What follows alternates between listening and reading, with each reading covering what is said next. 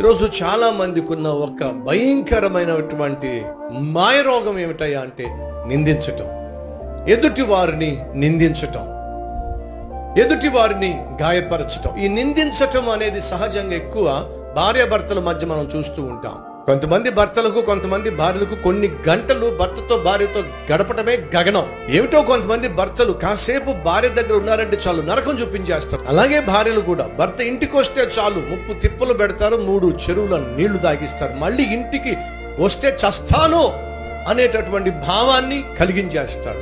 కారణం ఏమిటయ్యా అంటే ఏదో విషయంలో నిందించటం, ఏదో విషయంలో వేధించటం, ఏదో విషయంలో విసిగించటం, ఏదో విషయంలో వెక్కిరించటం, ఏదో విషయంలో విరక్తి పుట్టించటం.